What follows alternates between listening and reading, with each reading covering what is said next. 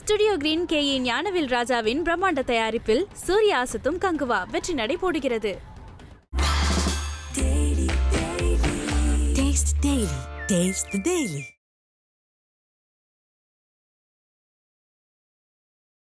திமுகவின் மிக ஆதரவு பத்திரிகையான நக்கீரன் பத்திரிகையாளர் தான் சொல்றாரு, 150 கோடி ரூபாய் திமுக பொதுச் செயலாளர் அவர்கள் அண்ணாமலை அவர்களுக்கு கொடுத்தார். அண்ணாமலை அவர்கள் 2வது வர்றது காரணம் திமுகவின் பொதுச் செயலாளர்னு சொல்றாரு. ஏன்னா நீங்க கேஸ் போடுங்களேன் அவர் மேல, உண்மையை அவர் காமிப்பார்ல, உண்மையா இல்லையான்ட்டு.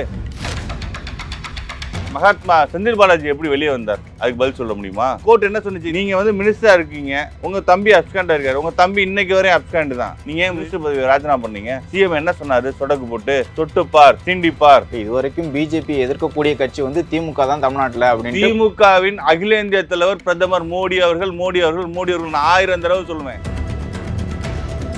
இன்னொரு கேஸ் வேற வருது, லிஸ்ட் போட்டா ஒரு 6-7 அமைச்சருக்கு ஜட்மெண்ட் வந்துச்சுன்னா அமைச்சரவை கூட்டமே ஜெயில தான் நடத்தணும் போல இந்த பொம்மை முதல்வர். இல்ல நீங்க எங்களை சொல்லலாமா? ஆனா பலத்தை நிரூபிக்காம எப்படி 2026 வெற்றி பெறுவீங்க அப்படின்னு ஒரு கேள்வி தொடர்ந்து அரசியல் விமர்சகர்கள் வச்சுக்கிட்டே இருக்காங்க. இந்த 10 கேட்டு குடுகுடுப்பக்காரர் ஒருத்தர் இருக்காரு, அவர் தான் அதை சொல்றாரு. அரசியல் விமர்சகர்லாம் அவரை சொல்லாதீங்க, குடுகுடுப்பக்காரர் சொல்லுங்க, அதான் கரெக்டா இருக்கும்.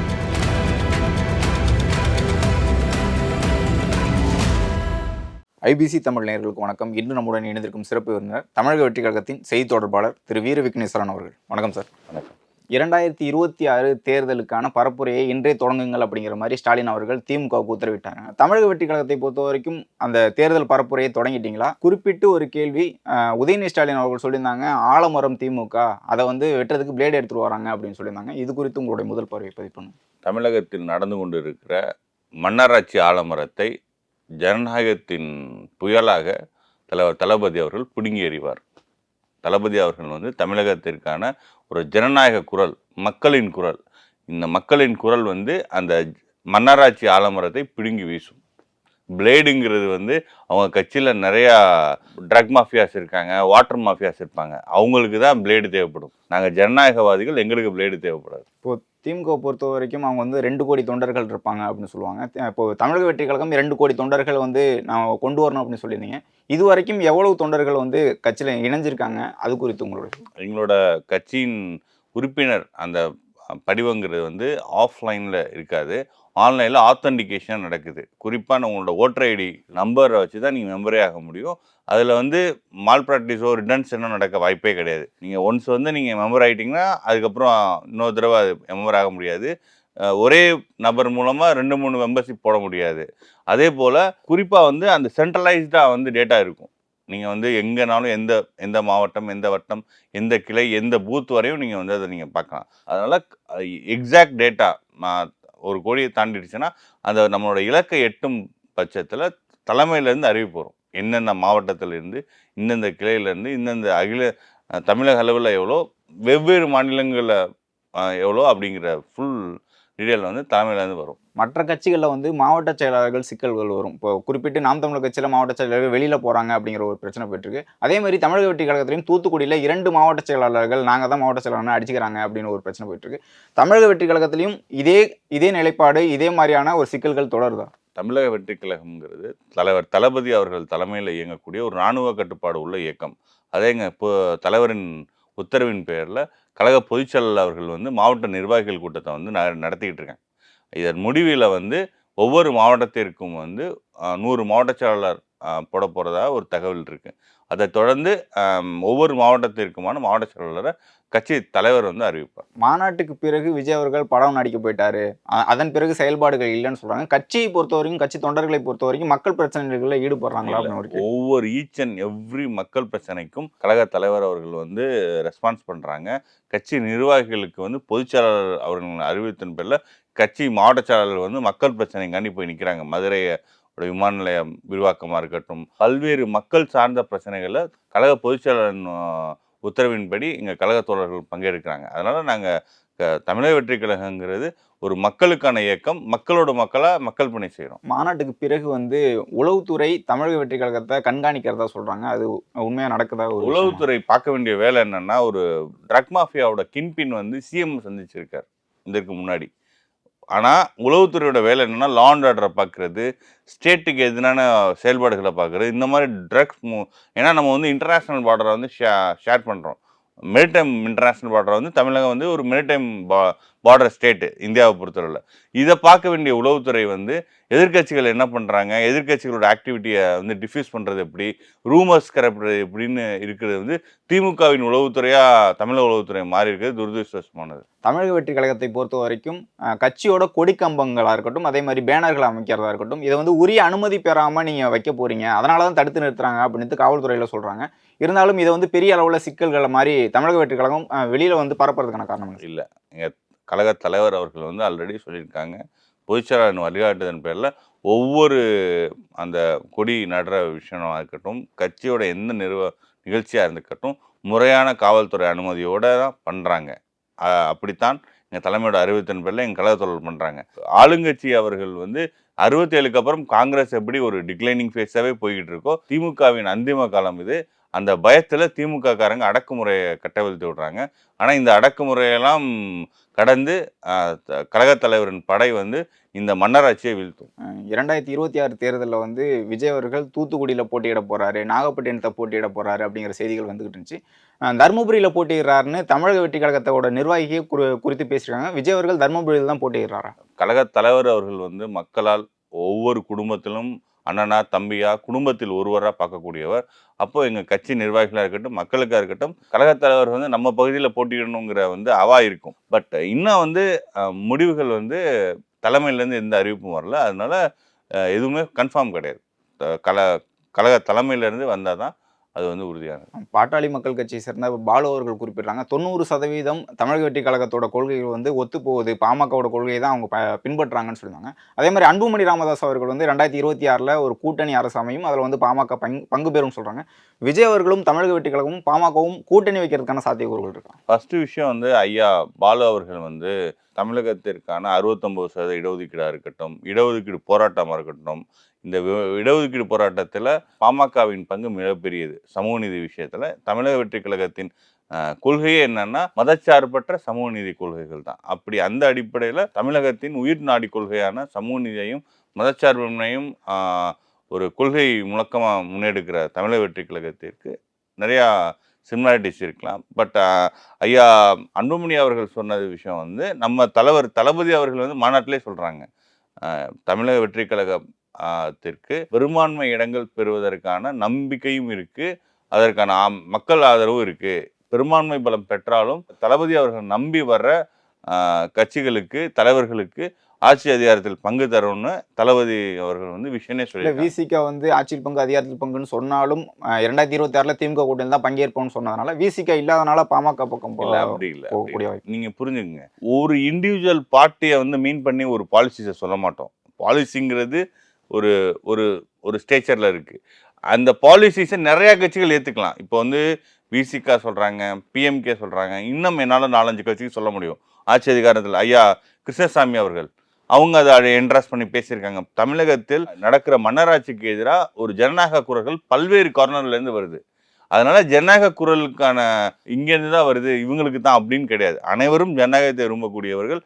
மன்னராட்சிக்கு எதிராக அனைவரும் ஒன்றிணைவது ஜனநாயகத்திற்கு நல்லது. விஜய் அவர்கள் மாநாட்டில் திமுக பாஜக குறித்து பேசிட்டு அதிமுக காங்கிரஸ் பற்றி பேசாதனால கூட்டணி வைக்க போறாரு அப்படிங்கிற ஒரு பேச்சு போயிட்டு இருந்துச்சு. 80 சீட்டுகள் துணை முதலமைச்சர் வந்து ஆக போறாரு விஜய் அவர்கள் அப்படிங்கிற பேச்சு போயிட்டு இருக்கும்போது கூட்டணி இல்லைன்னு ஒரு அறிவிப்பு வந்திருக்கு. விஜய் அவர்கள் அறிவிச்சிருக்காங்க. அதிமுக கூட்டணி இல்லைன்னு சொல்றதுக்கான காரணம் என்ன சார்? நாங்கள் ஒரு விஷயம் தெளிவாக சொல்கிறோம். கழகத் தலைவர் அவர்கள் மாநாட்டில் என்ன சொன்னாங்க, நாங்கள் பிரைமரி ஃபோர்ஸ், எங்களை நம்பி வர்றவங்களுக்கு நாங்கள் வாய்ப்பு கொடுப்போம், ஆனால் எங்களுக்கு தனிப்பட்ட முறையில் மெஜாரிட்டி பெறுவோம், அறுதி பெரும்பான்மை பெறுவோம்னு சொல்லிட்டாங்க. அப்போது நீங்கள் வந்து கூட்டணி போகிறோன்னு சொல்லி நீங்கள் இந்த ரூமரே எப்படின்னா தமிழக அரசும் திமுகவின் உள்நோக்கம் கொண்ட ப்ரொபகண்டாவை தான் நாங்கள் இதை பார்க்குறோம். திமுக அரசின் உள்நோக்கம் கொண்ட ப்ரொபகண்டாவை தளபதி அவர்கள் அடிச்சு நொறுக்கியிருக்காங்க. இதுதான் நடந்தது. முதல்ல வந்து நீங்க அதிமுக கூட கூட்டணி இல்ல அப்படின்னு சொல்லியிருந்தீங்கன்னா அந்த கேள்வி வராது. நான் என்ன சொல்றேன்னா, நாங்க யாரு கூட்டணி சொல்லல, நாங்க அதிமுக மட்டும் கிடையாது. அப்படிங்க ஏன் அதிமுக மட்டும் கேட்குறீங்க? பிஎம்கே கூட இல்லையா, விசிகா கூட இல்லையா, என்டிகே கூட அதான் இல்லையா, காங்கிரஸ் கூட இல்லையான்னு கேள்விதான் காங்கிரஸ் கூட இல்லையா, நாங்க அந்த விஷயமே சொல்ல, நாங்க யாரு கூடயும் கூட்டணி டிக்ளேரே பண்ணல. ஏன் ஒன்லி அதிமுக மட்டும் சொல்றீங்க? எங்க எங்க தலைவர், கழக தலைவர் என்ன சொன்னாரு? எங்களோட ideological enemy BJP, political enemy DMK. அவங்க ஃபேசிஸ்டா அரெஸ்ட் நடத்துறாங்க, டிஎம்கே என்ன அரெஸ்ட் நடத்துது? மேல்மா விவசாயிகள் மேல குண்டாஸ் போடுறாங்க, வெங்கல் வயலுக்கு ஆக்ஷன் எடுக்கல, கேஷ் சர்வே எடுக்க மாட்டாங்க. இவங்க டிஎம்கே கேஷ் சர்வே எடுக்க மாட்டாங்க, அவங்க கேஷ் சென்சஸ் எடுக்க மாட்டாங்க. என்ஐஏ அவங்க கொண்டு வர்றாங்க, இவங்க ஆதரிக்கிறாங்க. இவங்க 2 பேருக்கு என்ன டிஃபரன்ஸ்? அவங்க பாசிசம்னா நீங்க பாயாசமான்னு கேட்டாங்க. இதுதான் இது வந்து எங்களோட ஐடியாலஜிக்கல் அண்ட் பொலிட்டிக்கல் ஸ்டாண்டு.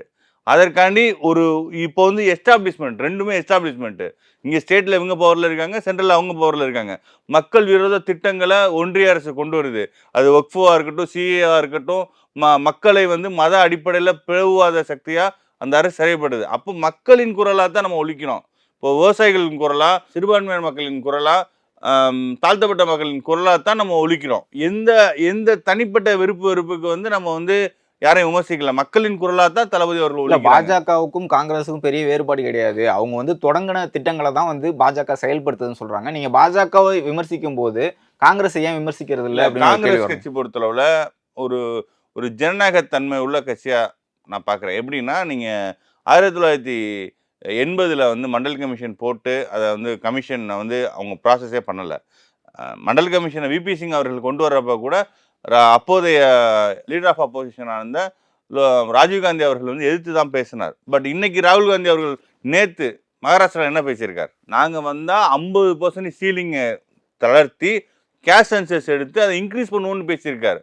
இது சமூக நீதி குரல் இல்லையா? அப்போ நீங்கள் காங்கிரஸ் பிஜேபி செய்வாங்களா? கேஷ் சென்சஸ் இன்னும் இல்லை, இன்னும் 50 வருஷம் பிஜேபி ஆட்சியாக இருந்தாலும் கேஷ் சென்சஸ் எடுக்கவே மாட்டாங்க. பிஜேபி எப்படி ஒரு முன்னேறிய வகுப்பினருக்கு ஆதரவாக செயல்படுதோ அதே போல தான் டிஎம்கேவும் முன்னேறிய வகுப்பினருக்கு ஆதரவாக செயல்பட்டு தமிழகத்தில் இருக்கிற ஓபிசி, எம்பிசி, எஸ்சி, எஸ்டி மக்களுக்கு எதிரான கட்சின்னா அது திமுகவின் மன்னராட்சி தான். இப்போ காங்கிரஸ் அதிமுக குறித்து நீங்கள் பேசலைனாலும் இவங்க வந்து பிஜேபி பி டீம் தான் அப்படிங்கிற ஒரு பேச்சு வந்து தொடர்ந்து போயிட்டே தான் இருக்குது. இவங்க வந்து உங்களோட வாக்கு சதவீதத்தை நிரூபிக்கணும், அப்படி இல்லைன்னா கூட்டணி போக போகிறாங்க, அது பிஜேபி பி டீமாக தான் இருக்கும் அப்படின்ட்டு தொடர் விமர்சனம் வருதுல்ல சார்? ஒரு விஷயம், ஃபர்ஸ்ட் வந்து பிஜேபி பி டீம்ங்கிற விமர்சனம் இதை யார் பண்ணுறா? இல்லை, எதிர்கட்சிகள் தான் வைக்கிறாங்க. இந்த பி டீம்ங்கிற விமர்சனத்தை யார் வைக்கிறா? டிஎம்கே வைக்கிறாங்க. இடி கேஸ் போட்டாங்க, அந்த மணல் விஷயத்தில் இடி கேஸ் போட்டாங்க. தமிழக அரசு இடி கேஸ் போட முடியாது, இது அவங்க உரிமை இல்லைன்னு கேஸ் போட்டாங்க. பட் கோர்ட் என்ன சொல்லிடுச்சு? நீங்கள் வந்து விசாரணைக்கு ஒத்துழைக்கணும்னு சொல்லிடுச்சு. அப்போது அந்த மைனிங் மினிஸ்டர் ஐயா துரைமுருகன் அவர்கள் மேலே ஏன் கேஸ் போடலை? நான் கேட்குறது புரியுதா? அதில் பிரேமாபசி இருக்குது. மணல் விஷயத்தில் கரிகாலன், ஐயா ரத்னம் இவங்க மேலெலாம் அவங்க அந்த மணல் மாஃபியாஸ் மேலே பிரேமாபசி இருக்குது. ஆனால் மைனிங் மினிஸ்டர் மேலே ஏன் டிஎம்கேயோட மைனிங் மினிஸ்டர் ஐயா துரைமுருகன் மேலே பிஜேபி ஏங்க கேஸ் போடலை? நக்கீரன் பத்திரிகையாளர் வந்து பிரகாஷ் ஐயா வந்து என்ன சொல்கிறாங்கன்னா, அண்ணாமலை அவர்களுக்கு 150 கோடி ரூபா கோயம்புத்தூர் பை எலெக்ஷனுக்கு, கோயம்புத்தூர் எம்பி எலெக்ஷனுக்கு கொடுத்தாருன்னு சொல்கிறாங்க. அப்போ திமுகவின் பொதுச் செயலாளர் அவர்கள் பிஜேபியின் மாநில தலைவருக்கு காசு கொடுத்தாரு. அதற்கான ஆதாரம் இருக்கா? ஆதாரம் எங்க? அது டிஎம்கேயோட ஆதரவு பத்திரிக்கைங்க. நீங்க என்ன ஆதாரத்தில் எங்களை பி டீம்ன்றீங்க? எங்களை பி டீம்னு சொல்றீங்களே, என்ன ஆதாரத்தை? எங்களோட ஐடியாலஜிக்கல் எனிமின்னு சொல்லிட்டோம். இந்த குற்றச்சாட்டை வைக்கிற வேற யாரும் கிடையாது. திமுகவின் மிக ஆதரவு பத்திரிகையான நக்கீரன் என்னோட ஒரு பத்திரிகையாளர் தான் சொல்றாரு, 150 கோடி ரூபாய் திமுக பொதுச் செயலாளர் அவர்கள் வந்து அண்ணாமலை அவர்களுக்கு கொடுத்தார். அண்ணாமலை அவர்கள் 2வது வர்றது காரணம் திமுகவின் பொதுச் செயலாளர்னு சொல்றாரு. ஏன்னா நீங்க கேஸ் போடுங்களேன் அவர் மேல, உண்மையை அவர் காமிப்பார்ல, உண்மையா இல்லையான்ட்டு. இப்போ எதுக்கு? இப்போ சரி, இப்போ இந்த ஆட்சி வந்ததுலேருந்து மணல் மாஃபியாவான அந்த ரத்னம் அவங்க தான் வந்து கரிகாலன் அவர்கள் தான் பண்ணிட்டு இருந்தாங்க. இப்போ எதுக்கு இன்னொரு நபருக்கு மாறி இருக்கு? இதுக்கு பின்னாடி இருக்க மர்மம் என்ன? இதெல்லாம் வேடிக்கை பார்க்குற பிஜேபியின் மர்மம் என்ன? சரி, இது ஒரு விஷயம் விட்டுருவோம். துரைமுருகன் அவர்களுக்கும் அண்ணாமலை அவர்களுக்கும் இருக்க நெக்ஸஸ் ஒரு பக்கம். அண்ணன் மகாத்மா செந்தில் பாலாஜி எப்படி வெளியே வந்தார்? அதுக்கு பதில் சொல்ல முடியுமா? கோர்ட்டு தெளிவாக சொல்லிடுச்சு, நீங்கள் வந்து ஆல் பவர்ஃபுல்லாக இருக்கீங்க, ஜெயிலுக்குள்ளே மினிஸ்டராக இருக்கீங்க. இந்தியாவில் எங்கேயாச்சும் நடந்திருக்கா? ஜெயிலுக்குள்ளே மினிஸ்டராக இருக்கீங்க. 2வது உங்கள் தம்பி தான் வந்து அந்த ஜாப் ராக்கெட் கேஸில் வந்து எல்லாத்தையும் ஹேண்டில் பண்ணியிருக்காரு. கவர்மெண்ட் மெயிலெல்லாம் அவர் ஹேண்டில் பண்ணியிருக்காரு. அப்போது அவர் அப்ஸ்கண்டாக இருக்கார். அவர் அதில் முக்கியமான கின்பின் அந்த கேஸில் அவர் அப்ஸ்கண்டாக இருக்கார். இந்த 2 விஷயம்னால உங்களுக்கு பெயில் தர மாட்டோம். எதுக்கு அவர் 1.5 வருஷம் உள்ளே இருந்தார்? சொல்லுங்கள் சார், எதுக்கு சார் 1.5 வருஷம் இருந்தார்? இந்தியன் ஜுடிஷியரியில் என்ன சொல்லுவாங்கன்னா, jail is exception, bail is நேச்சர்னு சொல்லுவாங்க. பெயில் தான் நேச்சரை கொடுப்பாங்க. எக்ஸெப்ஷனல் கேஸில் தான் நீங்கள் ஜெயிலுக்கே அனுப்புவாங்க. ஏன்னா நீங்கள் கன்விக்ட் ஆகிற வரையும் நீங்கள் ஜெயிலில் வைக்கணும் அவசியம் இல்லை. அப்படி இருந்தும் உங்களை எதுக்குங்க 1.5 வருஷம் உள்ளே வச்சுருந்தாங்க? இந்த 2 ரீசன் தான். கோர்ட் என்ன சொன்னிச்சு, இந்த நீங்கள் வந்து மினிஸ்டராக இருக்கீங்க, உங்கள் தம்பி அப்ஸ்காண்டாக இருக்கார், உங்கள் தம்பி இன்னைக்கு வரையும் அப்ஸ்காண்டு தான். நீங்கள் ஏன் மினிஸ்டர் பதவியை ராஜினாமா பண்ணீங்க? சிஎம் என்ன சொன்னார்? சொடக்கு போட்டு சொட்டுப்பார் சீண்டிப்பார் சொன்னாரா சொல்லலையா? அப்புறம் இதுக்கு ராஜினாமா பண்ண விடுறீங்க? கட்ஸா டெல்லி முதல்வர் அரவிந்த் கெஜ்ரிவால் மாதிரி நீங்கள் நின்றுக்கணும்ல ராஜினாமா பண்ணாமல்? எதுக்கு சரண்டர் ஆகுறீங்க? இது வரைக்கும் பிஜேபி எதிர்க்கக்கூடிய கட்சி வந்து திமுக தான் தமிழ்நாட்டில் அப்படின்னு. திமுகவின் அகில இந்திய தலைவர் பிரதமர் மோடி அவர்கள் நான் 1000 தடவை சொல்லுவேன். அது அமைச்சர் துரைமுருகன் அவர்கள் இதுலனாலும் சரி, மகாத்மா செந்தில் பாலாஜி அவர்களாலும் சரி, திமுகவின் அமைச்சர்களை காப்பாற்றுவது பிஜேபி தான். இவங்களோட பேக்கேஜ் இன்னும் ஒரு கேஸ் ஆல்ரெடி கன்விக்ட் ஆகி ஸ்டே வாங்கி வச்சிருக்காரு அமைச்சர் பொன்முடி.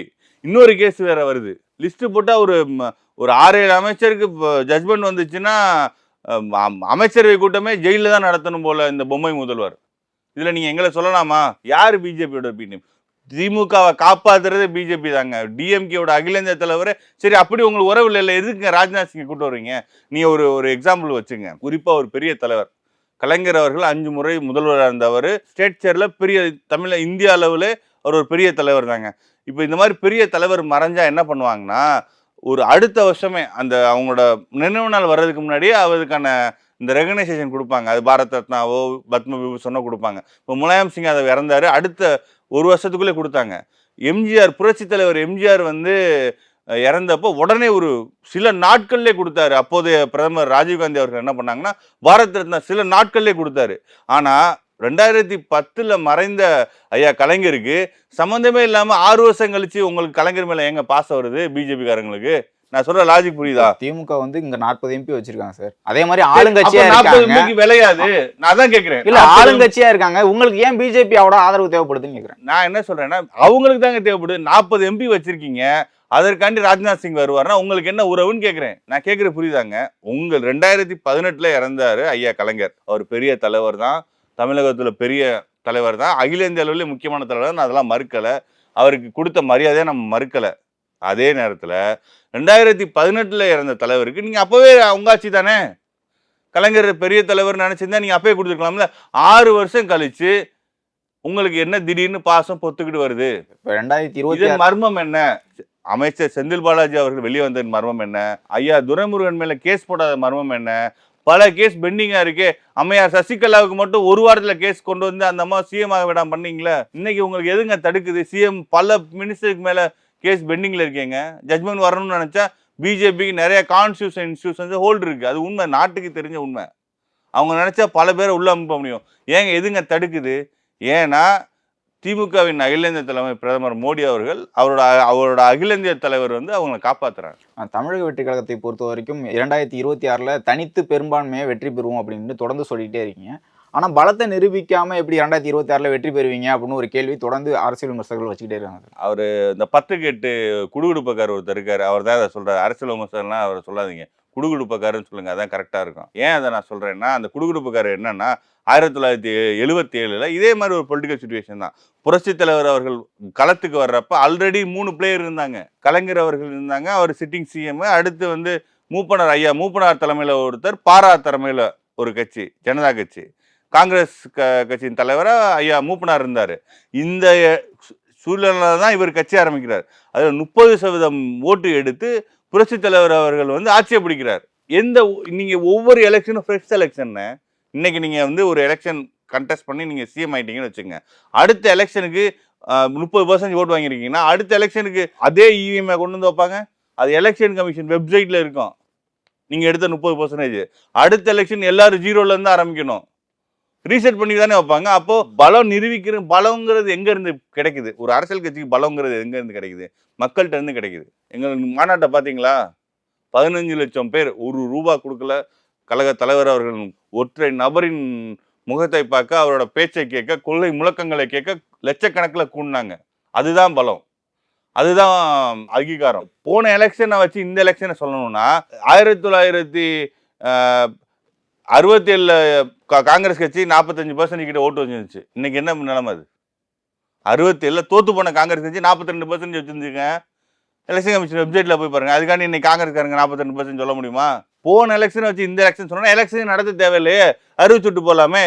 இது சில குடுகுடுப்பக்காரர்கள், 10 குடுகுடுப்பக்காரர்கள் சில பேரின் ஆதாயத்தை எதிர்பார்த்து பேசுற விஷயம். நீங்க போன எலெக்ஷனை வச்சு இந்த எலெக்ஷனை நீங்க கம்பேர் பண்ணீங்கன்னா 2009 காங்கிரஸ் கட்சி அங்க 150 சீட்டு மேல ஜெயிச்சிச்சு. எங்க? ஆந்திரால கிட்டத்தட்ட 36% மேல ஓட்டு வாங்கினாரு ஒய்எஸ் ராஜசேகர ரெட்டி. அடுத்த எலெக்ஷன் 2014 காங்கிரஸ் கட்சி அங்க 2.6% ஓட்டு. 36 எங்க இருக்கு, 2 எங்க இருக்கு. போன எலெக்ஷனுங்கிறது முடிஞ்சு போன எக்ஸாம். நான் 10th எக்ஸாம் பாஸ் பண்ணிட்டு 12த்துக்கும் அந்த மார்க்கை சேர்த்துக்குங்கன்னு சொல்ல முடியுமா? இது சில அரசியல் விமர்சகங்கிற பேர்ல இருக்க குடுகுடுப்பக்காரர்கள், 10 குடுகுடுப்பக்காரர்களின் அஜெண்டா செட்டிங். இதெல்லாம் தமிழக மக்கள் ஏற்க மாட்டாங்க. விஜய் அவர்களோட அடுத்த கட்ட நகர்வு என்ன சார்? ஏன்னா ஒரு மாநாடு நடத்திய பிறகு படம் நடிக்க போயிட்டாரு. அதன் பிறகு என்ன ஒரு செயல்பாடுகள் இருக்கு? பத்திரிகையாளர்களை சந்திக்கல அப்படிங்கிற ஒரு விமர்சனம் இருக்கு. அடுத்த கட்டமா விஜய் அவர்கள் என்ன? இந்த கேள்வியை முதல்வர் அவர்களை கேட்டிருக்கீங்களா என்னைக்காச்சும்? ஏங்க ஸ்கிரிப்டட் பத்திரிகையாளர் சந்திக்கிறீங்க, நீங்க தமிழகத்தின் முதல்வர், பேப்பர்லாம் இல்ல அவராவது சந்திக்கிறாரு தானே சார்? ஸ்கிரிப்ட் ஏங்க இதுல சந்திக்கவே தேவையில்லைங்க. எழுதி கொடுத்து நீங்க ஒரு நோட் வச்சிருக்கீங்க, அந்த நோட்டை என்கிட்ட முன்னாடியே கொடுத்துட்டு அதை பார்த்து படிக்கிறதுக்கு நான் இன்டர்வியூக்கு வராம வீட்டுல இருக்கலாங்க. அதுக்கு நீங்களே படிச்சு வாசிச்சுட்டு போயிடலாமே. நியூஸ் வாசிக்கிறவர் மாதிரி அதை பார்த்து வாசிக்கிறதுக்கு நீங்களே அதை பத்திரிகையாளர்களே வாசிட்டு போயிடலாமே. கொஸ்டின் கேட்கறாங்க, ஆப்போசிட்ல இருக்கவங்க கொஸ்டின் கேட்கறாங்க. ஐயா முதல்வர் என்ன பண்றாருன்னா கீழே இருக்க பேப்பரே பார்த்துக்கிட்டு இருக்காரு. கொஸ்டின் மாத்தி சொன்னா கூட ஆன்சர் சொல்ல தெரியாது போல. இந்த அளவுக்கு கேலிபர் இருக்கு. இன்றைக்கு தான் நீங்க சொல்றீங்க. இதற்கு முன்பு திமுக கட்சியில இருக்கும்போது, அவர் செயல் தலைவராக இருக்கும்போது தொடர்ந்து பத்திரிகையாளர் சந்திச்சிருக்காரு தானே. விஜய் அவர்கள் எத்தனை பத்திரிகையாளர் இன்னைக்கு தானங்க சிஎம் இருக்காரு. இன்னைக்கு தானே சிஎம் இருக்காரு. ஜெயலலிதா அவர்கள் இறுதி காலத்துல பத்திரிகையாளர் சந்திக்கல. மோடி அவர்கள் ஆட்சிக்கு வந்த பிறகு பத்திரிகையாளர் சந்திக்கல. ஆனா தொடக்கத்துல பத்திரிகையாளர் சந்திச்சாங்களா இல்லையா? இந்த இப்ப இருக்கிற முதல்வர் அவர்கள் பத்திரிகையாளர்ங்கிற இதுல ஒரு போட்டோ ஷூட் நடத்துறாரு. இந்த பொம்மை முதல்வருக்கு எல்லாமே போட்டோ ஷூட் தான். பத்திரிகையாளர் அத கூட விஜய் அவர்கள் பத்திரிகையாளர் சந்திப்பு, போட்டோ ஷூட். அந்த சிவகாசி தொழிற்சாலைக்கு போனாரு. அப்படியே எப்படி சொல்றது, ஒரு மியூசியம் மாதிரி இருந்துச்சு. நீங்க பார்த்துருக்கீங்களா? இப்படியா பார்த்த ஒரு தீப்பெட்டி தொழிற்சாலையோ இல்லை ஒரு பட்டாசு தொழிற்சாலையோ இப்படியா இருக்கும்? மியூசியம் மாதிரியா இருக்கும்? போட்டோ ஷூட் பத்திரிகையாளர், இந்த இப்படி போட்டோ ஷூட் பத்திரிகையாளர் சந்திப்பு இல்லாமல் தளபதி அவர்கள் அப்ராப்ரியேட் டைம்ல சந்திப்பார். நான் எதுக்கு சொல்றேன்னா, திமுக அரசு மக்கள் விரோத அரசு, மன்னராட்சி அரசை பத்திரிகையாளர் கேள்வி கேட்காம எதிர்கட்சிகள் மேல பாய்றது ஜனநாயக விரோதம் நான் சொல்லிக்க விரும்புறேன். சரிங்க சார், இவ்வளவு நேரம் உங்களுடைய நேரத்தை ஒதுக்கி உங்களுடைய கருத்துக்களை தெரிவித்ததுக்கு மிக்க நன்றி. ஸ்டுடியோ கிரீன் KA ஞானவேல் ராஜாவின் பிரம்மாண்ட தயாரிப்பில் சூர்யா அசத்தும் கங்குவா வெற்றி நடை போடுகிறது. Taste the Daily.